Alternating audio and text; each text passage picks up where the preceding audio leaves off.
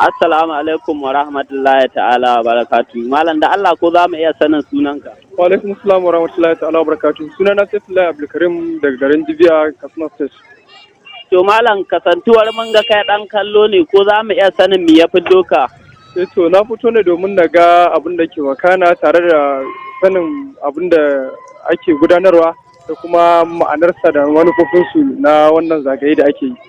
To ka ce ka fito ka san ma'anar abin nan, to ko akwai dan wani abu da ka fahimta a cikin ita wannan abu da suke yi? Abin da na fuskanta kamar wani alhini ne suke nunawa, duk da cewa da yawan mutane ba su san dalilin hakan ba.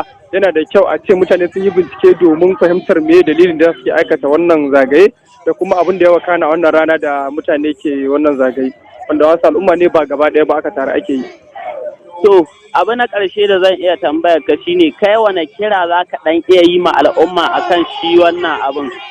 To ni kiran da zan yi shine kada mutane su rinka yanke hukunci cikin duhu ba tare da sun san ainihin abin da ya wakana ba ko kuma ainihin ma'anar abin da mutane ke yi ba, domin addini yawa gare shi kuma addini yana da ma'anoni da yawa. Ya kamata kafin ka yanke wa mutum hukunci ka san menene abin da yake wakanarwa, shin yana yi ne kan gaskiya ko kan wani abu da son zuciya shi, menene ainihin gaskiyan abin da ke wakana a cikin abin da yake aikata.